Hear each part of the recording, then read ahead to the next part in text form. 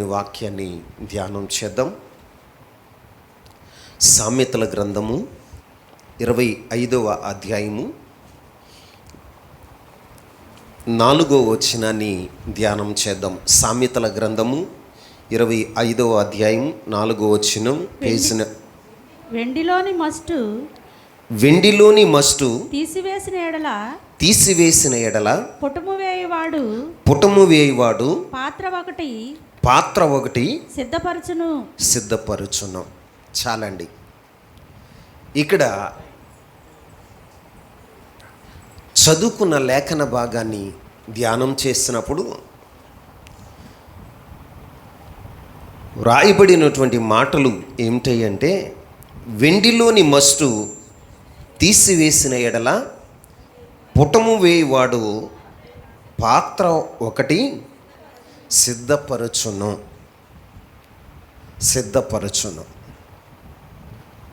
ఒక పాత్రను సిద్ధపరచాలి.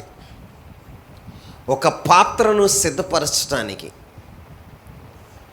ఇక్కడ పాత్ర తయారు చేయవాడు ఏం చేస్తున్నాడో తెలుసా?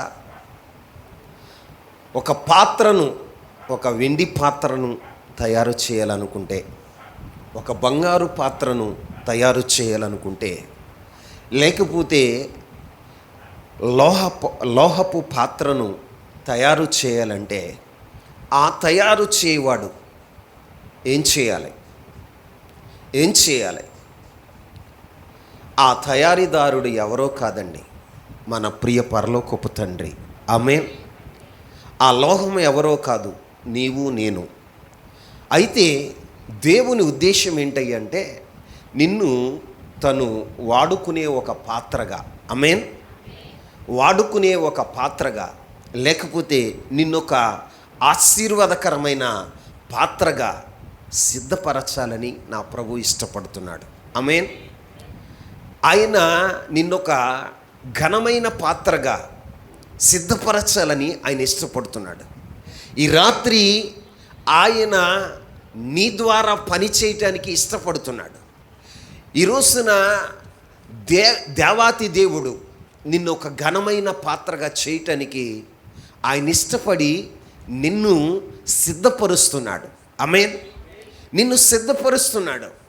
ఇప్పుడు ఒక వ్యక్తిని ఆశీర్వాదకరమైన పాత్రగానైనా, ఒక వ్యక్తిని దేవుడు వాడుకునేటువంటి పాత్రగానైనా, లేకపోతే ఒక ఘనమైన పాత్రగానైనా సిద్ధపరిచే ముందు ఆయన ఏం చేస్తాడో తెలుసా?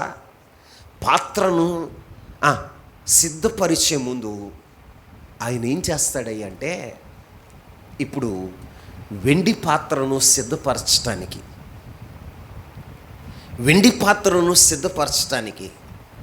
తయారు చేయవాడు, తయారీదారుడు ఏం చేస్తాడో తెలుసా?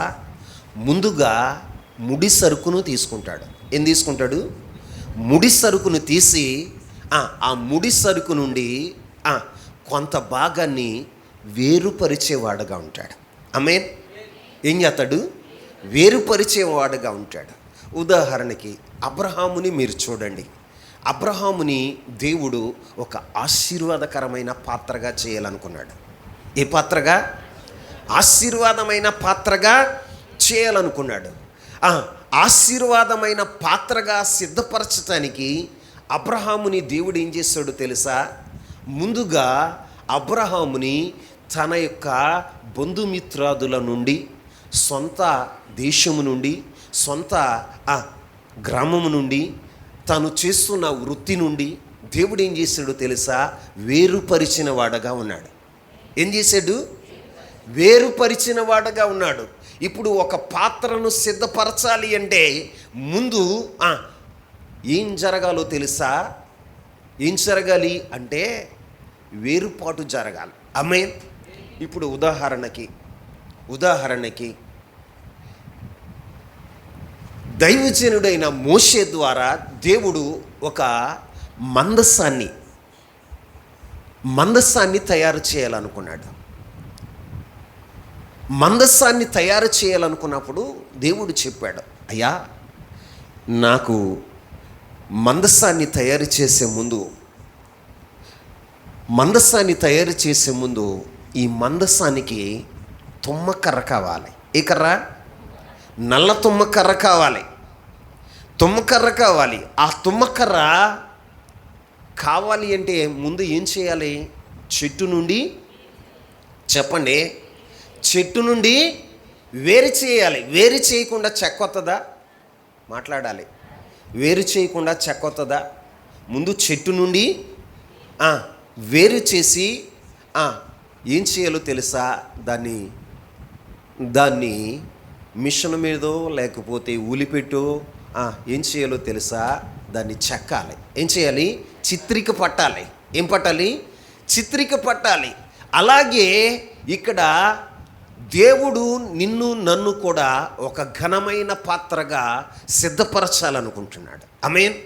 ఒక ఆశీర్వాదమైన పాత్రగా ఆయన సిద్ధపరచాలని ఇష్టపడుతున్నప్పుడు నీ జీవితంలో దేవుడు నిన్ను సిద్ధపరిచేటప్పుడు నీ జీవితంలో ఏం జరుగుతుందో తెలుసా?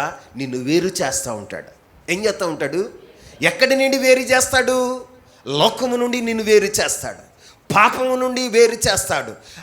లోక ఆచారాల నుండి నిన్ను వేరు చేస్తాడు. నీ బంధువుల నుండి నిన్ను వేరు చేస్తాడు. నీ రక్త సంబంధికుల నుండి వేరు చేసేవాడుగా ఉంటాడు. ఎందుకు వేరు చేస్తున్నాడో తెలుసా? ఆయన నిన్ను సిద్ధపరుస్తున్నాడు. ఏం చేస్తున్నాడు? సిద్ధపరుస్తున్నాడు. నిజంగా అబ్రహాము జీవితంలో ఒంటరిగా వెళ్ళటం అబ్రహాముకి ఇష్టమా? మాట్లాడండి. అప్పటి వరకు తన బంధుమిత్రాదులతో, కుటుంబ సభ్యులతో చాలా ఆహ్లాదకరంగా ఉన్నటువంటి తన జీవితంలో అయిన వారి మధ్యన, తెలిసిన వారి మధ్యన, తెలిసిన వృత్తిని చేసుకుంటూ చక్కగా ఆయన జీవితాన్ని గడిపేస్తున్నాడు. అలాంటి వ్యక్తిని దేవుడు అన్నాడు, అబ్రహమా, నేను నిన్ను ఆశీర్వదిస్తాను. ఏమన్నాడు? నిన్ను ఆశీర్వదిస్తాను, నిన్ను నేను గొప్పవాణ్ణి చేస్తాను. ఇదిగో నీ సంతానాన్ని ఆకాశ నక్షత్రముల వలె నేను విస్తరింపజేస్తాను, నువ్వు నా మాట విను అంటే అబ్రహాము వెంటనే దేవుని మాటను విశ్వసించి ఏం చేశాడో తెలుసా? దేవుడు చెప్పినట్లుగా సమస్తాన్ని విడిచిపెట్టి ఒంటరిగా బయటకు వచ్చాడు. ఆమేన్. ఈ రోజున నీ జీవితంలో కూడా నిన్ను ఒక ఘనమైన పాత్రగా చేయాలంటే, నిన్ను ఒక ఆశీర్వాదకరమైన పాత్రగా, దేవుడు వాడుకునే పాత్రగా చేయాలి అంటే నీ జీవితంలో ముందుగా నిన్నేం చేస్తాడో తెలుసా? నిన్ను ఒంటరివాణ్ణి చేస్తాడు, ఒంటరిదాన్ని చేస్తాడు. దేవుడు ఒంటరిదాన్ని చేస్తాడు, ఒంటరివాణ్ణి చేస్తాడు. ఎందుకు నేను ఒంటరి అయిపోయాను, ఏంటి దేవుడు నన్ను ఒంటరివాడిగా చేశాడు అని నువ్వు బాధపడమాకు. బైబిల్లో దేవుడు వాడుకునే పాత్రలన్నిటినీ మొదటగా ఆయన ఏం చేశాడో తెలుసా? ఒంటరివాడినిగా చేశాడు. దావీదు చూడండి, ఒంటరిగా అరణ్యములో గొర్రెలను కాసుకునేవాడు. గొర్రెలను కాసుకునే దావీదుని తీసుకొచ్చి ఇశ్రాయేలు ప్రజల మీద రాజుగా ఆసీనుడిని చేశాడు. ఆమేన్. 2, మీరు చూడండి, బైబిల్ చరిత్రను మీరు గమనించినప్పుడు మోషేని ఒక గొప్ప నాయకుడిగా తను వాడుకునే ఒక పాత్రగా చేయటానికి మోషేని ఏం చేశాడో తెలుసా? 40 సంవత్సరాలు అరణ్యానికి పంపించాడు ఒంటరిగా. ఎక్కడికి? అరణ్యానికి పంపించాడు. ఈ రోజున నీ జీవితంలో కూడా నీవు నీ బంధువుల నుండి ఒంటరిగా అయిపోతున్నావు అంటే, నీ రక్త సంబంధికుల నుండి ఒంటరి అయిపోతున్నావు అంటే, ఈ రోజున నీ జీవితంలో ఒంటరి అయ్యేటువంటి పరిస్థితులు నీ చుట్టూ ఆవరించి ఉన్నాయి అంటే అర్థం ఏంటో తెలుసా? నువ్వు భయపడమాకు. నేను ఒంటరివాణ్ణి, నేను ఒంటరిదాన్ని, నాన్న వారు ఎవరు నా జీవితంలో లేరు అని నువ్వు బాధపడమాకు. ఎందుకంటే దేవుడు నిన్ను సిద్ధపరుస్తున్నాడు. ఏం చేస్తున్నాడు? సిద్ధపరుస్తున్నాడు. తను వాడుకునే ఒక పాత్రగా. ఇదిగో ఈ రోజున నిన్ను ఒక ఘనమైన పాత్రగా, నిన్ను ఒక ఆశీర్వాదమైన పాత్రగా చేయటానికి నీ జీవితంలో దేవుడే కావాలని ఏం అనుమతిస్తాడో తెలుసా? ఒంటరి జీవితాన్ని. ఏ జీవితాన్ని? మనమేమనుకుంటాం తెలుసా? నా బంధువులు నన్ను విడిచిపెట్టేశారు, నా రక్త సంబంధికులు, నా జీవితంలో నేను ప్రేమించిన వారు నన్ను విడిచిపెట్టేశారు, నా జీవితంలో నాకంటూ ఎవ్వరూ లేరు అని కుమిలిపోయి కృంగిపోమాకు. ఈ రోజున నిన్ను ఒంటరిగా చేస్తున్నాడు అంటే అర్థం ఏంటో తెలుసా? నిన్ను సిద్ధపరుస్తున్నాడు. ఏం చేస్తున్నాడు? సిద్ధపరుస్తున్నాడు. ఎందుకు సిద్ధపరుస్తున్నాడు?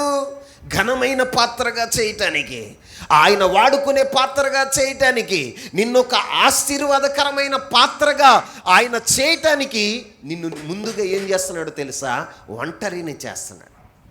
నువ్వెప్పుడైతే ఒంటరిగా ఉంటావో అందరి స్వరాలు నీకు వినపడవు. నువ్వు జనుల మధ్యలో ఉన్నప్పుడు, ఇప్పుడు మనం సమాజంలో ఉన్నప్పుడు మనకేం వినపడతాయి? చెప్పాలి, అందరి మాటలు వినపడతాయి. అవునా? అందరి మాటలతో దేవుడు మాట్లాడుతుంటే వినపడుతుందా? మాట్లాడరే, వినపడదో. దేవుని స్వరాన్ని నువ్వు వినాలి అంటే నువ్వేమవ్వాలో తెలుసా? ఒంటరి వాడి అవ్వాలి, ఒంటరి దాని అవ్వాలి. ఈ రోజున నీ జీవితంలో ఒంటరిగా ఉన్నప్పుడే ఆయన ఏం చేస్తాడో తెలుసా? తన స్వరాన్ని విప్పి నీతో మాట్లాడతాడు. ఆమేన్. నీతో మాట్లాడతాడు. తన స్వరాన్ని వినటానికే నిన్ను ప్రత్యేకపరుస్తున్నాడు. ఈ రోజున నీ జీవితంలో ఏర్పడిన పరిస్థితులన్నీ కూడా ఎందుకో తెలుసా? మనమేమనుకుంటామో తెలుసా? లోకపరంగా ఆలోచన చేసి అందరూ విడిచిపెట్టేశారండి, నన్ను అందరూ విడిచిపెట్టేశారండి. లేదు ప్రియులారా, మనుషులు నిన్ను విడిచిపెట్టేస్తున్నారు అంటే దేవుడు నీకు దగ్గరగా వస్తున్నాడు. దేవుడు నీకు సమీపంగా ఉంటాడు. ఆయన నీతో మాట్లాడటానికి ఇష్టపడుతున్నాడు. నువ్వు మనుషుల స్వరానికి ఎప్పుడైతే దూరం అవుతావో ఆయన నీతో మాట్లాడేవాడుగా ఉంటాడు. ఆమేన్. ఆయన నీతో మాట్లాడేవాడుగా ఉంటాడు. మోషే మిద్యాను యాజకుడైన ఇత్రో యొక్క గొర్రెలను అరణ్యానికి తోలుకు వెళ్ళి దేవుని పర్వతమైన హోరేబుకు వచ్చాడు. ఎక్కడికి వచ్చాడు? హోరేబుకు వచ్చినప్పుడు దేవుడు ఏం చేశాడో తెలుసా? ప్రత్యక్షతనిచ్చి మండుచున్న పొదలో నుండి మోషేతో మాట్లాడిన వాడుగా ఉన్నాడు. ఆ మిగిలిన ఆ రాజ్య నగరంలో ఉన్నంత వరకు, ఐగుప్తు రాజ్య నగరంలో ఉన్నంత వరకు మోషే దేవుని స్వరాన్ని విన్నాడా? మాట్లాడండి. ఒక ప్రణాళికతో పుట్టాడు, దేవుని సంకల్పంతోనే పుట్టాడు. కానీ తన సంకల్పం ఏంటో, తన యొక్క దేవుడు ఎందుకు ఈ లోకానికి పంపించాడో ఆ ఉద్దేశాన్ని దేవుడు మోషేకి చెప్పలా, మోషేతో మాట్లాడలా. ఎప్పుడు మాట్లాడాడు అంటే ఆయన పారిపోయి, ఐగుప్తు దేశం నుండి పారిపోయి మిద్యాను యాజకుడైన యిత్రో యొక్క గొర్రెలను మేపుతూ ఒంటరిగా దేవుని పర్వతమైన హోరేబుకు వచ్చినప్పుడు ఏం చేశాడో తెలుసా? దేవుడు ప్రత్యక్షతనిచ్చాడు, స్వరాన్ని వినిపించాడు, మాట్లాడాడు. మోషే అని ముఖాముఖిగా దేవుడు మోషేతో మాట్లాడిన వాడగా ఉన్నాడు. ఆమేన్. మాట్లాడి ఏం చేశాడో తెలుసా? తన యొక్క సంకల్పాలన్నీ కూడా మోషేకి తెలియజేశాడు. ఆమేన్ చెప్పండి. మీకు అర్థమవుతుందా నేను చెప్పే మాట? నిన్నెందుకు ఒంటరి చేస్తున్నాడో తెలుసా? నీ బంధువుల నుంచి ఎందుకు ఒంటరి చేస్తున్నాడో తెలుసా? నీ రక్త సంబంధికుల నుండి దేవుడు ఎందుకు ఒంటరి చేస్తున్నాడు? నీ స్నేహితుల నుండి నిన్నెందుకు ఒంటరిగా చేస్తున్నాడు? నీ చుట్టూ ఉన్న వారి నుండి ఎందుకు నిన్ను ఒంటరిగా చేస్తున్నాడు అంటే దేవుడు నీ కోసం పని చేస్తున్నాడని నువ్వు గుర్తించు. నిన్ను సిద్ధపరుస్తున్నాడని గుర్తించు. మనం ఏం చేస్తామో తెలుసా?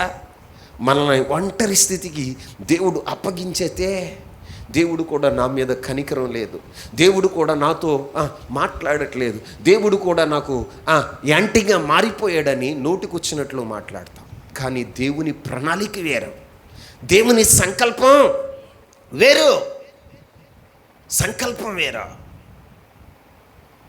అబ్రహాముని దేవుడు పిలిచినప్పుడు ఏం చేశాడో తెలుసా? అబ్రహాము వస్తూ ఏం చేశాడో తెలుసా? తన తండ్రిని ఎంట పెట్టుకుని వచ్చాడు. ఎవరిని ఎంట పెట్టుకొచ్చాడు? తండ్రితో పాటుగా లోతుని ఎంట పెట్టుకుని వచ్చాడు. ఎవరిని ఎంట పెట్టుకొచ్చాడు? తండ్రి చనిపోయాడు. చనిపోయిన కొంతకాలానికి లోతు అబ్రహాముని అంటుపెట్టుకున్నాడు. ఇప్పుడు వాగ్దాన ఫలాన్ని అనుభవించాలంటే, దేవుని సంకల్పాన్ని అబ్రహాముకి తెలియచేయాలంటే ఏం చేశాడు తెలుసా? లోతు కాపర్లకి, అబ్రహాము కాపర్లకి ఇంకా ఏం కలిగిందో తెలుసా? జగడం. ఏంటండి? జగడం కలిగేసరికి అబ్రహాము లోతు పిలుచుకొని, నానా మనిద్దరం రక్త సంబంధికులం, ఇదిగో ఈ దేశమంతా మన ముందు ఉంది కదా, నువ్వు నలుదిశలా చూడు, తూర్పు వైపు చూడు, పడమర వైపు చూడు, ఉత్తర వైపు చూడు, దక్షిణ వైపు చూడు. నువ్వు తూర్పుకి వెళ్ళేవా, నేను పడమరానికి వెళ్తా.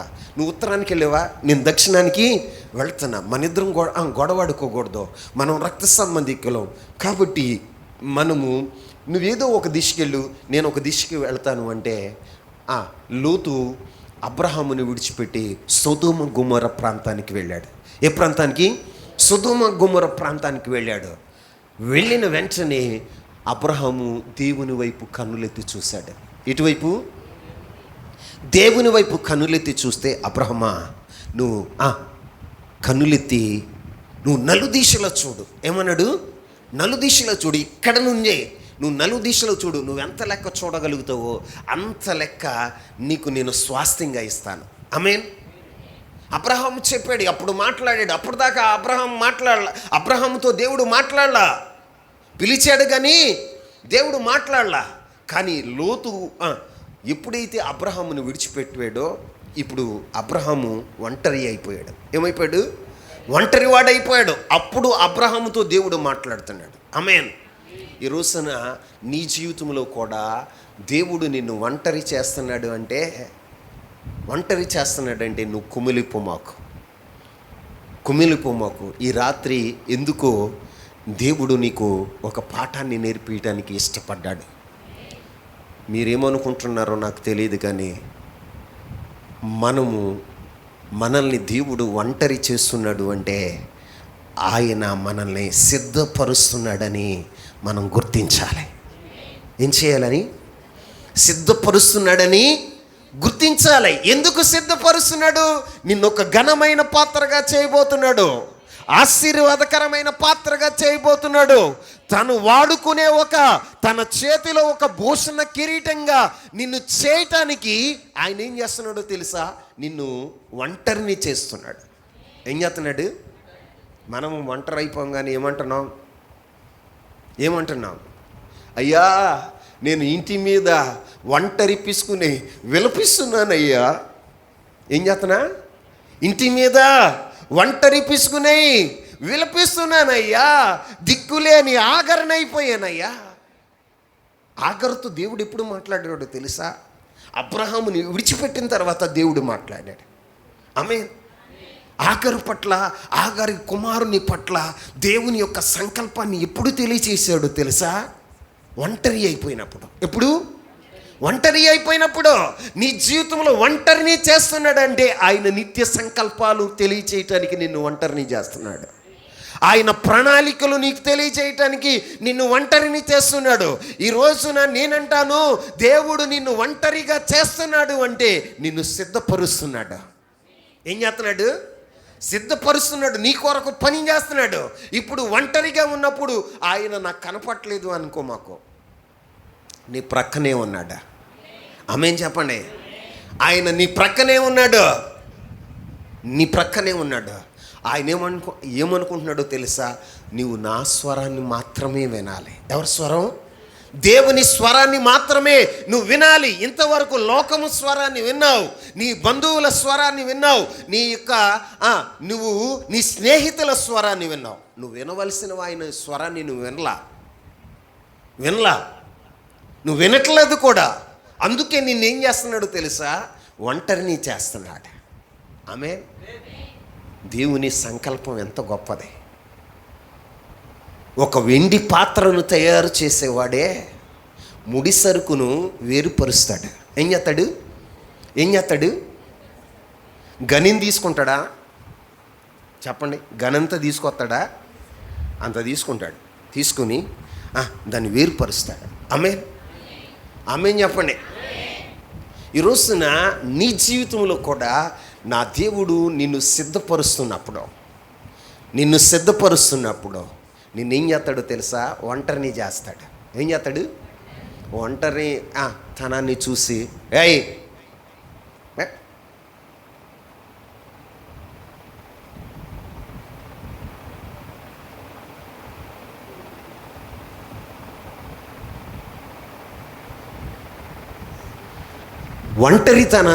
ఒంటరితనాన్ని చూసి నువ్వు భయపడిపో. మాకు నాకెవరున్నారు, నేను దిక్కుమాలినోడిని, నేను వెలివేయబడిన వాడిని, ఇదిగో నన్ను ఎవరు పట్టించుకోవట్లేదు, బంధువులు నన్ను పట్టించుకోవట్లేదు, ఇంట్లో వాళ్ళు నన్ను పట్టించుకోవట్లేదు అంటే పట్టించుకోవట్లేదు. ఆ సిచ్యువేషన్ వచ్చిందంటే దేవుని ఉద్దేశం ఏంటో తెలుసా? నిన్ను సిద్ధపరుస్తున్నాడు, నీతో మాట్లాడాలని ఆయన ఇష్టపడుతున్నాడు, ఆయన సంకల్పాలు నీకు బయలుపరచాలని ఇష్టపడుతున్నాడు. ఆమేన్. మరి నువ్వు ఆయన యొక్క సంకల్పాలని తెలుసుకోవాలని ఆశ నీకుందా? నిజంగా ఆయన స్వరాన్ని వినాలనే ఆశ నీలో ఉందా? ఉంటే నువ్వేం చేస్తావో తెలుసా? ఒంటరిలో దేవునితో ఏకాంతంగా గడిపేవాడుగా ఉంటావు. ఆమేన్. ఒంటరి స్థితిని చూసి కుమిలిపోవు. నువ్వేమవ్వాలో తెలుసా? ఒంటరిగా ఉన్నప్పుడు పరవశుడు అవ్వాలి. చెప్పండి, ఏమవ్వాలి? పద్మాసు దీపంలో యోహాను గారు ఏమయ్యాడు తెలుసా? ఒంటరి ఉన్నప్పుడు పరవశుడయ్యాడట. ఏమయ్యాడు? పరవశుడైనప్పుడే దేవుని ప్రణాళికలు తెలియచేయబడినాయి. ఇదిగో జరగబోయే ప్రపంచ అంతం ఎలా ఉంటుందో, దేవుని రాకడలో ఏం జరగబోతుందో, మధ్యాకాశానికి సంఘం వెళ్ళినప్పుడు ఏం జరగబోతుందో, 1000 ఏండ్ల పరిపాలనలో ఏం జరగబోతుందో అన్నిటిని ఎప్పుడు తెలియచేశాడో తెలుసా? ఒంటరి అయి ఉన్నప్పుడు. ఆమేన్. మరి ఒంటరితనానికి నువ్వు ఇష్టపడతావా? మాట్లాడరు. ఒక్కరోజు మీ ఆయన మాట్లాడకపోతే మొహం ఉబ్బిపోయేటట్టుగా ఎడతావు. ఏమో ఆ రోజు నీతో ప్రభు మాట్లాడాలనుకున్నాడేమో, అందుకే నీకు నీ భర్తకి మధ్యన విభేదం కలగజేసాడేమో. దేవా నీకు స్తోత్రం అనుకుంటావా? మాట్లాడండి అంటామా? దేవుడు మాట్లాడాలనుకున్నప్పుడు, ఆయన స్వరాన్ని వినిపించాలనుకున్నప్పుడు నువ్వు ఎలా ఉండాలనుకుంటున్నాడో తెలుసా? ఒంటరిగా. ఆమేన్. ఒంటరిగా ఉన్నప్పుడే ఆయన నిన్ను మాట్లాడాలని అనుకుంటాడు. ఒంటరిగా ఉన్నవాప్పుడే అనేక మందిని దేవుడు దర్శించిన వాడుగా ఉన్నాడు. ఆమేన్ చెప్పండి. జనాల్లో ఉన్నప్పుడు దర్శించాడా? అబ్రహాముని ఒంటరిగా ఉన్నప్పుడే దర్శించాడు, ఒంటరిగా ఉన్నప్పుడే మాట్లాడాడు. మోషేని ఒంటరిగా ఉన్నప్పుడే ప్రత్యక్షత ఇచ్చి ఏం చేశాడో తెలుసా? మాట్లాడిన వాడుగా ఉన్నాడు. ఆమేన్. దావీదు ఒంటరిగా ఉన్నప్పుడే దేవుడు మాట్లాడాడు. ఆమేన్. ఈ రోజున నీ జీవితంలో సమూయేలు ఒంటరిగా దేవుని మందిరంలో ఉన్నప్పుడు సమూయేలుతో మాట్లాడాడు. ఎవరితో మాట్లాడాడు? జనాల్లో ఉన్నప్పుడు మాట్లాడలా. అంటే దేవుడు నీకు ఒంటరితనాన్ని కలగచేస్తున్నాడంటే దేవుడు నిన్ను సిద్ధపరుస్తున్నాడు. మొదటి పాయింట్. 2, ఒక పాత్రగా నిన్ను సిద్ధపరచడానికి ఒంటరిగా నిన్ను వేరుపరిచి ఈ రోజున ఏం చేస్తాడో తెలుసా? ఒంటరి అయిన తర్వాత ఏమైన తర్వాత మాట్లాడండి. ఒంటరి అయిన తర్వాత నీ బంధువుల నుండి నువ్వు ఒంటరి అయినాక, నీ స్నేహితుల నుండి నువ్వు ఒంటరి అయిన తర్వాత, నీ ఇంటి నుండి నువ్వు ఒంటరి అయిన తర్వాత నీ జీవితంలో ఏం జరుగుతుందో తెలుసా? విశ్వాసానికి పరీక్ష కలుగుతుంది. ఏం కలుగుతుంది చెప్పండి? ఒంటరి అయిన తర్వాత ఇప్పుడు ఒక పాత్రను తయారు చేయాలనుకో, ముడి సరుకును వేరుపరిచి ఏం చేస్తాడో తెలుసా? పుటమిలో వేస్తాడు. ఎక్కడేస్తాడు? పుటమిలో. ఎందుకు వేస్తాడు? పుటమిలో ఎందుకు వేస్తాడయ్యి అంటే మస్టు అంతా అక్కడ చదవండి, ఆ మాట చదవండి. సామెతల గ్రంథం 25వ అధ్యాయం 4వ వచనం. వెండిలోని మస్టు తీసివేసిన ఎడల ఏం తీసివేయాలి? వెండిలో ఉన్న మస్తు తీసివేయాలి అంటే ఏం చేయాలో తెలుసా? వేడి కొలిమిలో వేయాలి. అర్థమవుతుందా? నిన్ను ఒంటరిగా చేసిన తర్వాత ఒట్టినే ఇడిచిపెట్టడు. ఏం చేస్తాడో తెలుసా? వేడి చేస్తాడు. ఏం చేస్తాడు? అందరూ స్తోత్రాలు చెప్పండి. ఏం చేస్తాడు? వేడి చేస్తాడు. అంటే కొలిమిలో వేస్తాడు. కొలిమిలో వేస్తాడు. యోసేపు ఒంటరి అయ్యాడు. ఎక్కడ ఏమయ్యాడు? ఒంటరి అయ్యాడు. అన్నదమ్ములు ఆయన్ని ద్వేషించి ఏం చేశారో తెలుసా? ఐగుప్తు దేశానికి బానిసగా అమ్మేశారు. ఎలా అమ్మేశారు? బానిసగా అమ్మేసినప్పుడు ఇప్పుడు ఒంటరివాడా లేకపోతే అందరూ ఉన్నారా? ఒంటరివాడైపోయాడుగా.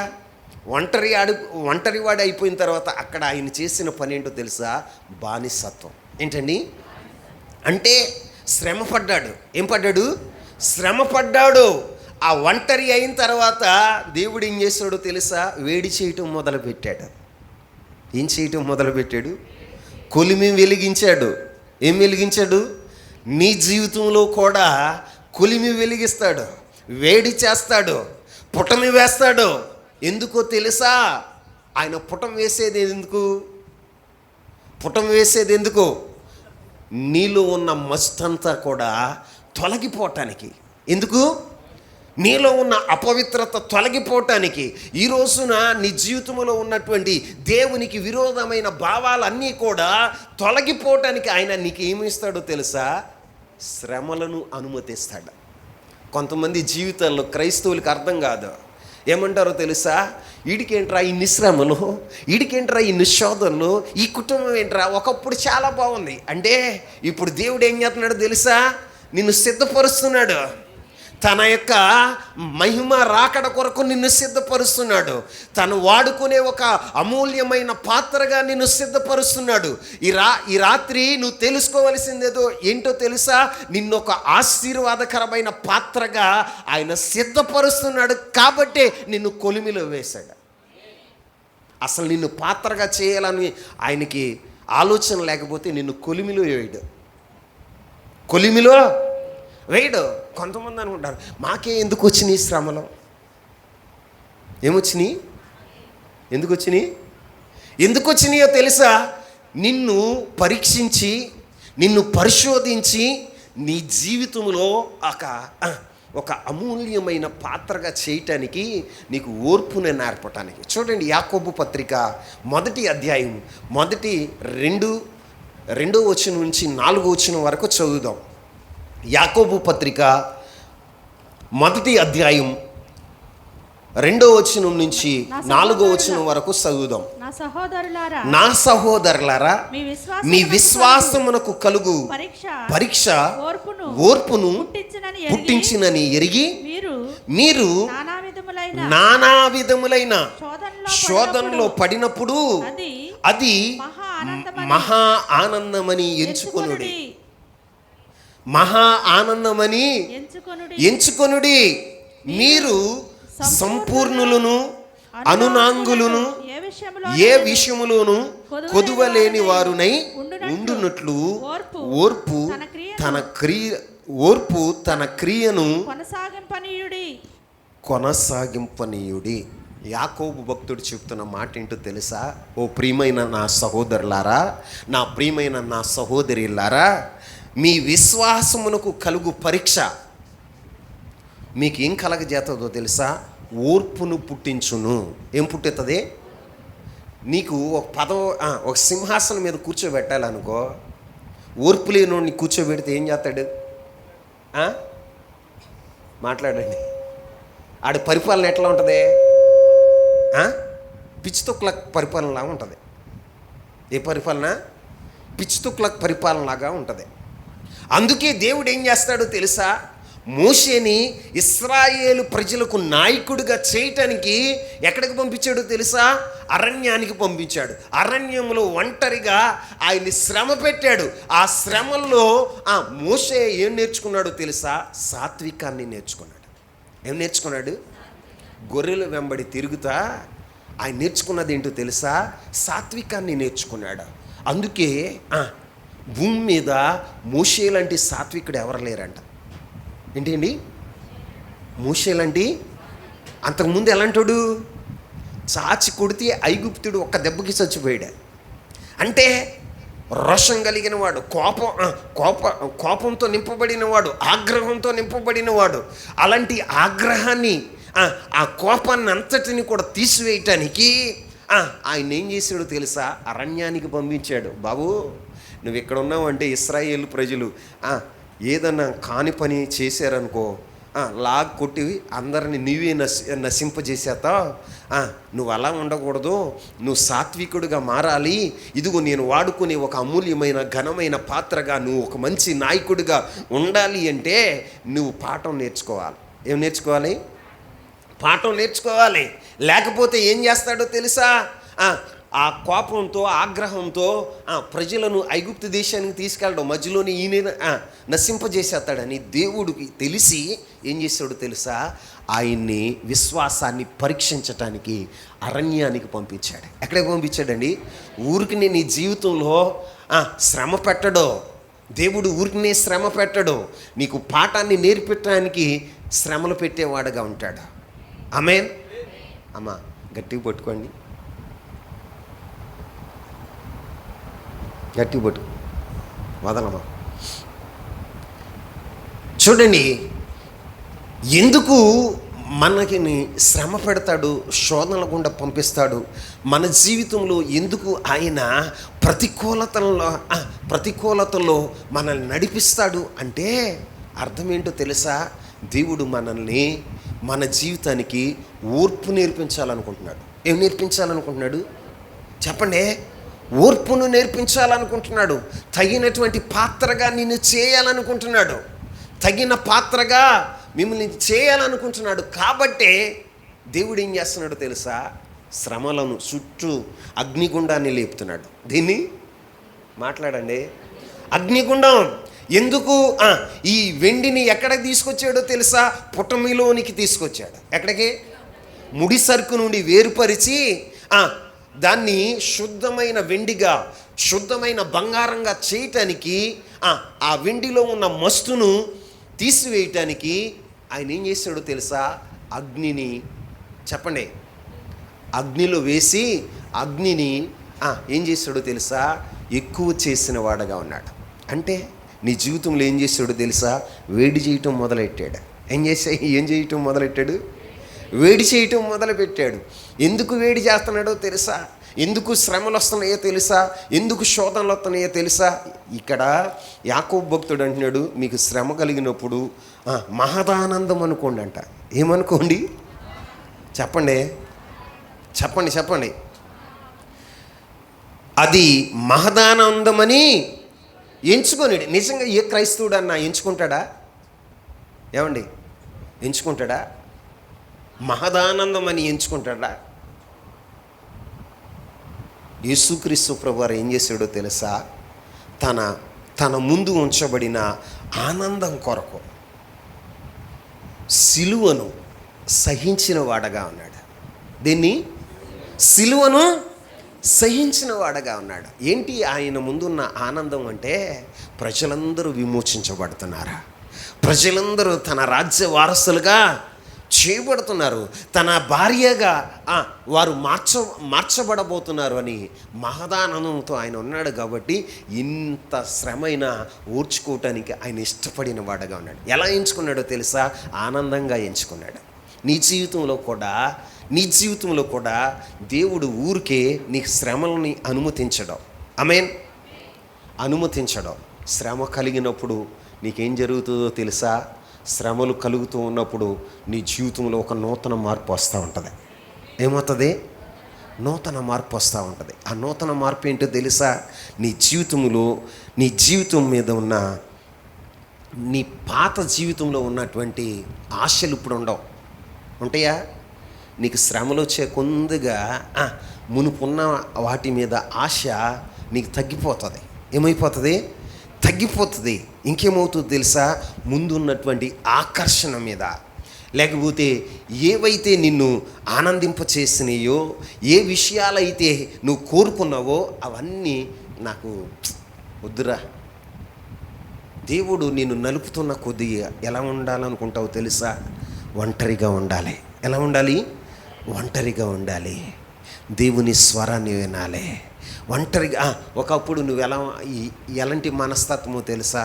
నేను పాట పాడితే అందరూ చూడాలి, నన్నే చూడాలి, అందరూ నన్నే, నేను ఆరాధన చేస్తే అందరూ నన్నే చూడాలి, నేను ప్రసంగం చెప్తుంటే అందరూ నన్నే చూడాలి, నేను పరిచర్య చేస్తుంటే అందరూ నన్నే చూడాలి. ఇప్పుడు ఏమనుకుంటావు తెలుసా? నిన్ను శ్రమ పెడుతున్నప్పుడు దేవుడు చూస్తే చాలు. ఎవరు చూస్తే? చెప్పండి. ఎవరు నన్ను చూడవసరంలా, నా దేవుడు నన్ను చూస్తే చాలు. ఆయన న్యాయాధిపతి, ఆయన వాని ఆ క్రియల చొప్పున ప్రతిఫలం ఇచ్చే దేవుడు కాబట్టి ఆయన చూస్తే చాలు. ఈ లోకంలో ఎవరు నన్ను చూడవసరం లేదు అని నువ్వు అనుకుంటావు. ఇంతకుముందు ఏ యొక్క ఆనందం, ఏ మాటలైతే, ఏ స్నేహమైతే నీకు ఆనందాన్ని కలగ చేసినట్లుగా ఉన్నాయో వాటినన్నిటిని కూడా నువ్వేం చేస్తావు తెలుసా? రిజెక్ట్ చేస్తావు. ఏం చేస్తావు? రిజెక్ట్ చేస్తావు, తిరస్కరిస్తావు. ఏం చేస్తావు? తిరస్కరిస్తావు. దేవుడు నిన్ను విరిచే కొందుగా నీ జీవితంలో ఒక వినూతనమైన మార్పు వస్తుంది. ఆమేన్. ఏమొస్తుంది? వినూతనమైన మార్పు. నిజమే. నీకు శ్రమలు కలిగినప్పుడు, శోధనలు కలిగినప్పుడు నీ జీవితంలో ఏం జరుగుతుందో తెలుసా? ప్రార్థన చేస్తావు. ఏం చేస్తావు? ఇంతకుముందు ప్రార్థన ఏంటో తెలుసా? ప్రభువా నన్ను ఆశీర్వదించవా, ప్రభువా నా జీవితంలో ఇది చేయవా, అది చేయవా అంటావు. కానీ దేవుడు నిన్ను విరుస్తున్నప్పుడు నీ ప్రార్థన ఏం జరుగుతుందో తెలుసా? నీలో మార్పును కలగజేస్తుంది. ఆమేన్ చెప్పండి. యాకోబు ప్రార్థన ఆయనలో మార్పు కలగజేసిందా లేదా? మాట్లాడండి. మార్పు కలగజేసిందా లేదా? ఈ రోజున దేవుని సన్నిధిలో కూర్చున్న నీవు, నీ ప్రార్థన దేవుడు నిన్ను శ్రమ పెట్టినప్పుడు, దేవుడు నిన్ను శోధన అనుమతించినప్పుడు నీ జీవితంలో ఏం జరుగుతుందో తెలుసా? నీలో ఒక పరివర్తన దేవుడు తెస్తాడా. నువ్వు ప్రార్థన చేసావు ఏమని? అయి కావాలి, ఈ కావాలని. కానీ ఇప్పుడు ఆ ప్రార్థన చేయవు. ఏ ప్రార్థన చేస్తావు తెలుసా?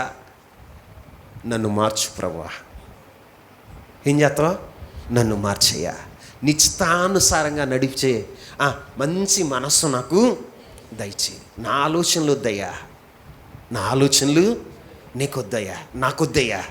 నా ఆలోచనల ప్రకారం నేను ఎంతవరకు నడిచాను చాలు, ఇక నా జీవితానికి చాలయ్యా, సంపూర్ణమైన నీ చిత్తమే జరగాలయ్యా. ఈ శేష జీవితంలో నీ చిత్తాన్ని నేను జరిగించేవాడుగా ఉండాలయ్యా. నాకు ఈ లోకం మీద ఆశ లేదయ్యా. ఒకప్పుడు ఎన్ని ఆశలు ఉన్నాయి, ఒకప్పుడు ఎన్నో ఆశలు ఉన్నాయండి. ఇప్పుడు ఆ ఆశలు ఉండవు. నా దేవుని చిత్తం జరిగితే చాలు, నేను బ్రతికి ఉన్నంత కాలం నా దేవుని చిత్తాన్ని నేను జరిగిస్తే చాలు, అంతే చాలు. ఏంటి? అంతే చాలయ్యా. ఎందుకో తెలుసా?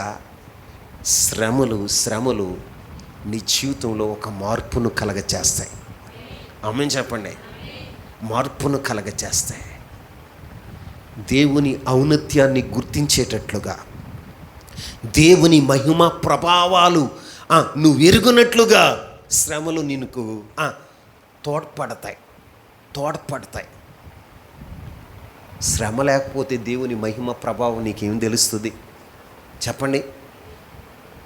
దావీదు కీర్తనల గ్రంథంలో 119వ కీర్తనలో ఒక మాట రాయబడి ఉంటుంది. ఏంటో తెలుసా? శ్రమ కలక ముందు నేను త్రోవ తప్పి ఉన్నవాడగా ఉన్నాను, ఇప్పుడైతే నీ త్రోవలో నేను నడుస్తున్నాను. ఆమేన్. అంతేనా? చూడండి 119వ కీర్తన 68వ వచనమా? 119వ కీర్తన 67వ వచనం. శ్రమ కలగక మునుపు నేను త్రోవ విడిచితిని, ఇప్పుడు నీ వాక్యమును అనుసరించి నడుచుకొనుచున్నాను. ఇప్పుడు అమ్మా శ్రమ కలక ముందలేమన్నా ఏం చేసావు తెలుసా? త్రోవ విడిచావు. అంటే ఇప్పుడు శ్రమ కలిగింది. ఏం కలిగింది? శ్రమ కలిగింది. ఇప్పుడు ఏం చేస్తున్నావు? అక్కడ చదవండి, గట్టిగా చదవండి అందరూ. నీ వాక్యమును అనుసరించి నడుచుకొనుచున్నాను. ఇప్పుడు దేవుని వాక్యానుసారంగా, దేవునికి అనుకూలంగా ఎప్పుడు నడుస్తున్నాడో తెలుసా? శ్రమ కలిగినప్పుడు. ఎప్పుడు చెప్పండి? నీ జీవితంలో ఎందుకు శ్రమలు వస్తున్నాయో తెలుసా? దేవుడు నిన్ను సిద్ధపరుస్తున్నాడు. ఏం చేస్తున్నాడు అమ్మా? మనం శ్రమలు వచ్చినప్పుడు మా ఇద్దరు శ్రమలు మాకే రావాలా అంటే ఎందుకు వచ్చినాయో తెలిస్తే నువ్వు మహదానంతో ఉంటావు. ఎలా ఉంటావు? మహదానంతో ఉండగలుగుతావు. అపోస్తులైన పౌలు ఏమంటాడో తెలుసా? నేను ఎప్పుడు బలహీనుండో అప్పుడు నా దేవుని శక్తి నా మీద పరిపూర్ణమవుతుంది. ఏమవుతుంది? పరిపూర్ణమవుతుంది. ఆయన శక్తి నా మీద నిలవటానికి నేను శ్రమలను కోరుకుంటున్నా. ఆ శ్రమల్లో నేనేం చేస్తున్నానో తెలుసా? సంతోషించేవాడగా ఉంటున్నా. శ్రమ కలిగినప్పుడేగా దేవుని మహిమ నీకు తెలిసేది. శ్రమ కలిగినప్పుడేగా ఆయన ప్రభావం నీకు తెలిసేది. అవునా కదా? మాట్లాడండి, లేకపోతే నీకు తెలుస్తుందా? పౌలుసీలు బంధించబడ్డారు. సరసాల్లో వారు బంధించబడ్డారు. ఆ శ్రమను బట్టి వాళ్ళు ఏం చేశారో తెలుసా? సంతోషిస్తూ ఉన్నారు. ఏం చేశారు? చుట్టూ ఉన్నవారు దేవుని మహిమను చూశారు. ఏం చూశారు? సరసాల పునాదులు కదిలిపోయినాయి, వారి బంధకాలన్నీ ఊడిపోయినాయి. అప్పుడు ఏం చూశారో తెలుసా? దేవుని మహిమను చూశారు. ఆమేన్. ఈ రోజున నీవు దేవుని మహిమను చూడాలన్నా, దేవుని ప్రభావాన్ని నువ్వు అనుభవించాలన్నా, నీ జీవితంలో ఉన్న మస్తు ఏంటండి? మస్తు వంకరతనం. ఏతనం? పుల్ల వంకర పొయ్యి తీరుస్తుందట. ఏం తీరుస్తుంది చెప్పండి? అలాగే నీ వంకరతనాన్ని దేవుడు తీర్చటానికి, నీలో ఉన్న మస్తిని తొలగించటానికి దేవుడు నీకు శ్రమలు అనుమతిస్తాడు. ఆమేన్ చెప్పండి. నీ విశ్వాసానికి పరీక్ష ఎందుకో తెలుసా? నీకు ఓర్పును నేర్పించటానికి, తగిన పాత్రగా నిన్ను చేయటానికే. ఆమేన్. అంటే నీలో ఏం లేదో తెలుసా? సంపూర్ణత లేదు. ఏం లేదు?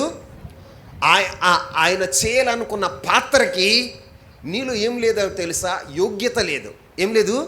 యోగ్యత లేదు. ఆ యోగ్యునిగా చేయటానికే నిన్నేం చేస్తున్నాడో తెలుసా? శ్రమలకు ఆయన అనుమతించేవాడుగా ఉంటున్నాడు. చాలామంది తెలియని వారు ఏమంటారో తెలుసా? తెలియని వారు ఏం కోరుకుంటారో తెలుసా? పై మెరుగులు. ఏ మెరుగులు? ఆస్తి కావాలి, అంతస్తు కావాలి. కానీ దేవుడు నిన్ను ఒక పాత్రగా చేయాలని అనుకున్నప్పుడు, ఆయన నిన్ను సిద్ధపరుస్తున్నప్పుడు, ఆయన ప్రణాళిక నీకు తెలిస్తే, ఆయన సంకల్పం నీకు తెలిస్తే ఏం చేస్తావు తెలుసా? మహదానందంతో ఉంటావు. ఆమె ఏం చేస్తావు? మహదానందంతో ఉండగలుగుతావు. తెలియని వాళ్ళు ఏమంటారో తెలుసా? వాళ్ళేం బాగుపడ్డారా? నువ్వు ఆత్మీయంగా దేవుని కొరకు ఒక అమూల్యమైన పాత్రగా రూపుదిద్దబడ్డావు. ఆమేన్. దేవుడు నిన్నేం చేస్తున్నాడో తెలుసా? నీలో ఉన్న మస్టునంతటిని తొలగిస్తున్నాడు. ఇప్పుడు బాగా సమృద్ధి ఉన్నప్పుడు ఏముంటుందో తెలుసా? ఏముంటుంది? గర్వం ఉంటుంది. ఏముంటుంది? అతిశయం ఉంటుంది. ఉంటుందా? నెబుకద్నెజరు 127 దేశాలు ఉన్నాయండి. ఆయనకి క్షమించండి, ఆయనకి 127 దేశాలు ఉన్నాయి. ఆయనకి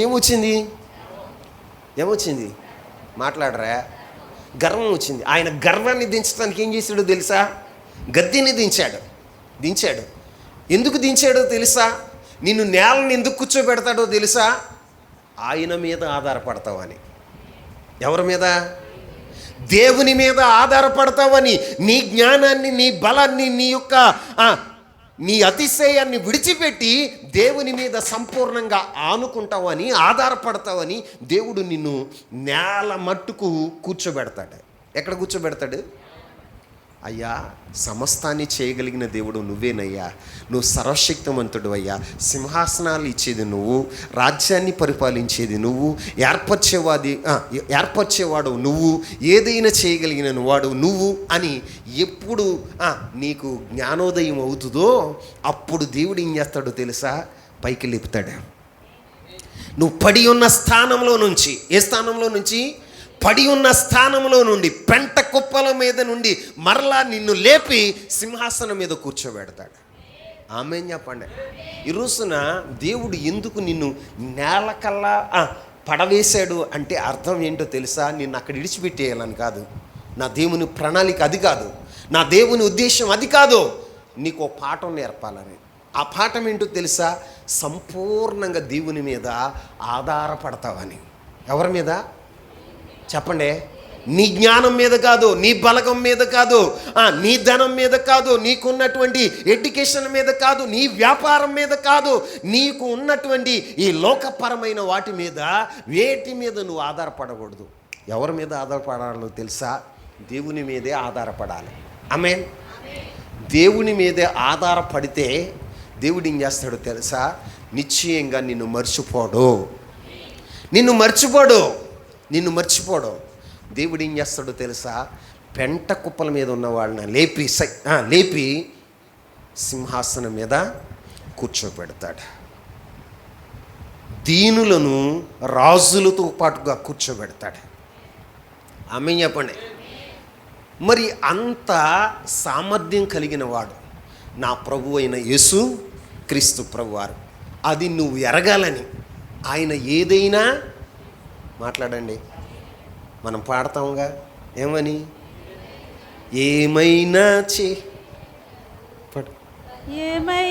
చేయగలవు, కథ మొత్తం మార్చగలవు, నీ నామముకే మహిమంతా తెచ్చుకొందువు. ఏమైనా చేయగలవు, కథ మొత్తం మార్చగలవు, నీ నామముకే మహిమంతా తెచ్చుకొందువు. హల్లెలూయా. పాడటానికి మాత్రం చక్కగా పాడతాం. ఆయన ఎప్పుడు చేస్తాడో తెలుసా? సంపూర్ణంగా ఆయన మీద. చెప్పండి, నువ్వు పెదాలతో పాడినప్పుడు కాదు, నీ మనస్సు సంపూర్ణంగా ఆయన మీద అనుకోవాలి. చెప్పండి, నేనేమి చేసుకోలేనయ్యా, నేను నిస్సహాయకుడను, దీనుడను, ఏదైనా నువ్వు చేయగలవు అని సంపూర్తిగా ఆయన మీద నువ్వు ఎప్పుడు అనుకుంటావో అప్పుడు నీ జీవితంలో ఆయన నిన్ను సిద్ధపరుస్తాడు. ఎందుకో తెలుసా? ఆశీర్వాదకరమైన పాత్రగా చేయటానికి ఆయన నిన్ను సిద్ధపరుస్తాడు. ఆమేన్ చెప్పండి. ఈ రాత్రికాల సమయంలో దేవుని సన్నిధికి వచ్చిన నీ జీవితంలో ఒకళ్ళ శ్రమల కొలిమిలో నువ్వు ఉన్నావేమో, శోధనల గుండా నువ్వు నడుస్తున్నావేమో, గాఢాంధకారం నిన్ను అలుముకుందేమో. వీటిలో నువ్వు ఉన్నా నా దేవుడు నిన్ను అక్కడ విడిచిపెట్టే దేవుడు మాత్రం కాదు. ఆమేన్ చెప్పండి. అక్కడ విడిచిపెట్టే దేవుడు మాత్రం కాదు. ఆయన ఏం చేస్తాడో తెలుసా? నీ ఉన్న పరిస్థితుల నుంచి నిన్ను విమోచించి ఒక ఘనమైన పాత్రగా, ఏ పాత్రగా? ఘనమైన పాత్రగా, ఒక అమూల్యమైన పాత్రగా, ఒక ఆశీర్వాదకరమైన పాత్రగా ఆయన నిన్ను సిద్ధపరుస్తాడు. ఆమేన్ చెప్పండి. సిద్ధపరుస్తాడు. ఈ శ్రమల్లోనే, శ్రమలు ఎందుకు అనుమతిస్తాడో తెలుసా? శ్రమల్లో నువ్వు ఒంటరివైపోతావు. ఏమైపోతావు? ఒంటరివైపోయినప్పుడు నీ తలంపులు ఎలా ఉంటాయో, నీ ఊహలు ఎలా ఉంటాయో, రహస్యం ముందు నీ జీవితం ఎలా ఉంటుందో దేవుడు గమనిస్తాడు. మనుషులు పై రూపాన్ని చూస్తారు. ఏ రూపాన్ని? నువ్వు వేసుకున్న వేషం, నువ్వు మాట్లాడే మాట, నువ్వు చేసే క్రియను మాత్రమే చూస్తారు.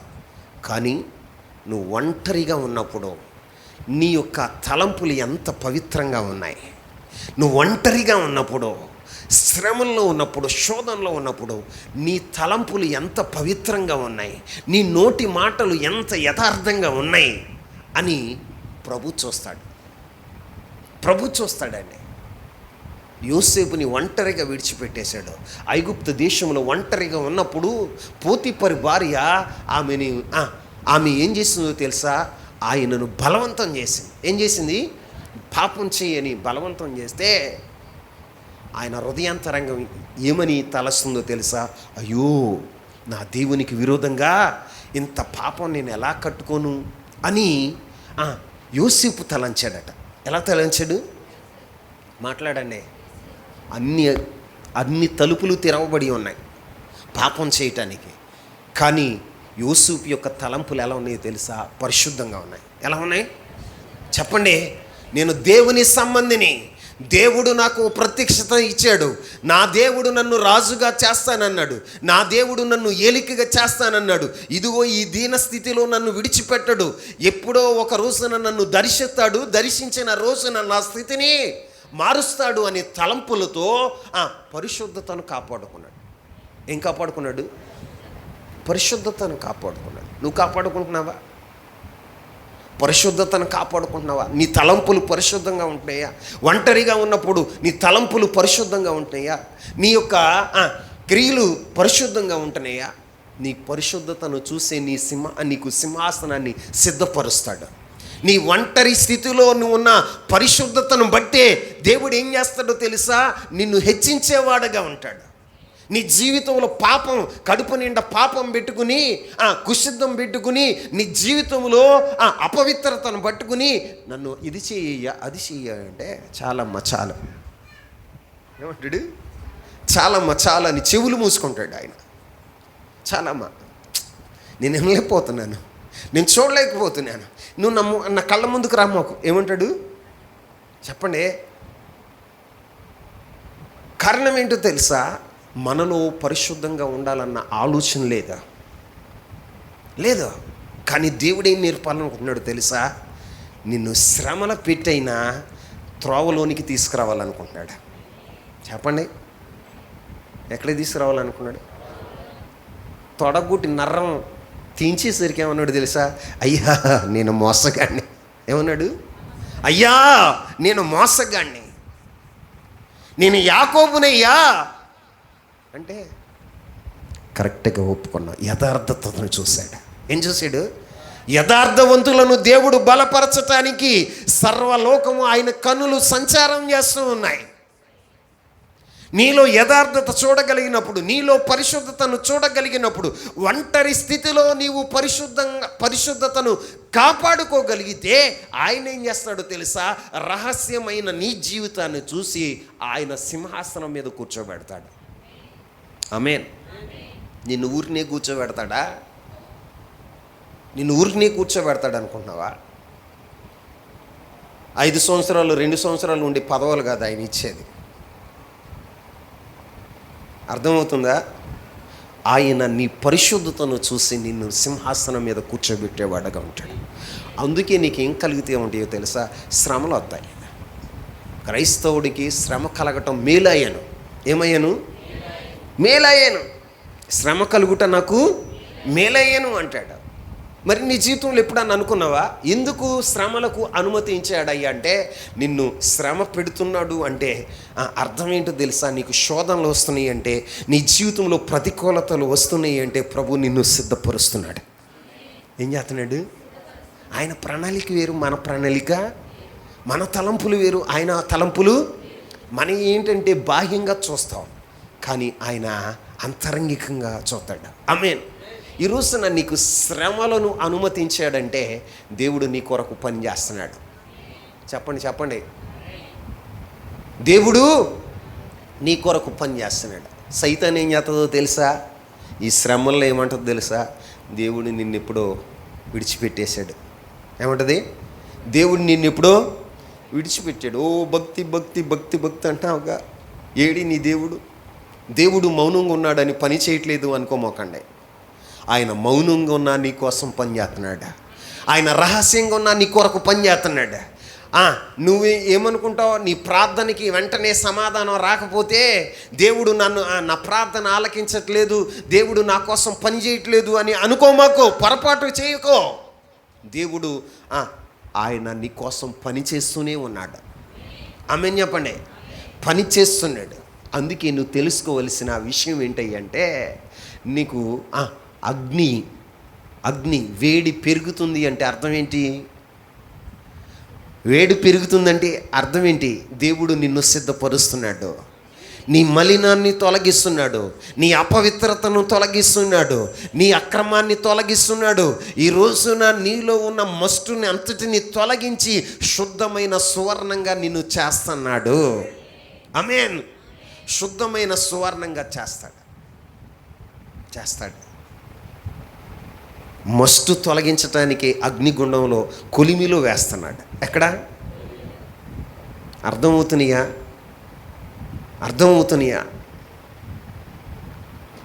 నీలో అపవిత్రత ఏదో ఉంది, నీలో ఏదో వంకరతనం ఉంది, నీలో ఏదో దేవుడు ఇష్టపడని లక్షణం ఏదో ఉన్నాయి.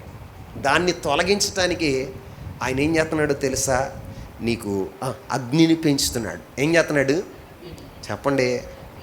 సిమ్ములో నుంచి ఐలో పెడుతున్నాడు. ఏం పెడుతున్నాడు అమ్మా చెప్పండి? ఐలో పెట్టంగానే ఏమవుతాయి? మొరులుతాయి. చెప్పండి, మొరులుతాయి. అవునా? స్టవ్ సిమ్లో పెడితే కొంచెంగా నొప్పి వస్తుంది, అగ్ని వస్తుంది. కానీ ఐలో పెడితే ఎక్కువ మంట వచ్చి తొందరగా మరులుతుంది. అలాగే నీ జీవితంలో కూడా ఆయన ఏం చేస్తున్నాడు తెలుసా? కొలిమిలో వేస్తున్నాడు అంటే ఆయన నీ కొరకు పని చేస్తున్నాడు. ఏం చేస్తున్నాడు ఆయన నీ కొరకు? ఎందుకో తెలుసా? నిన్ను ఒక పాత్రగా రూపుదిద్దటానికి, నీలో ఉన్న మస్టునంతటినీ తొలగించటానికి. మస్టు అంతా తొలగిపోయింది. మస్టు అంతా తొలగిపోయిన తర్వాత ఇప్పుడేమో వస్తుందో తెలుసా? ఆయన చేయాలనుకున్న పాత్ర రూపం వస్తుంది. ఏమవుతుంది? పాత్ర రూపం. ఏ రూపం? ఆయన ఇన్ని చేసేది ఎందుకో తెలుసా? రోమపత్రిక 8వ అధ్యాయం 27వ వచనం. మరియు హృదయములను పరిశోధించువాడు ఆత్మ యొక్క మనసు ఏదో ఎరుగును. ఎలయనగా ఆయన దేవుని చిత్త ప్రకారము పరిశుద్ధుల కొరకు విజ్ఞాపనము చేయుచున్నాడు. 29వ వచనం అమ్మ. 29. ఎందుకనగా తన కుమారుడు అనేక సహోదరులలో జ్యేష్ఠుడగునట్లు దేవుడు ఎవరిని ముందు ఎరిగెనో వారు తన కుమారునితో సారూప్యము గలవారగుటకు వారిని ముందుగా నిర్ణయించెను. ఏ స్వారూప్యము?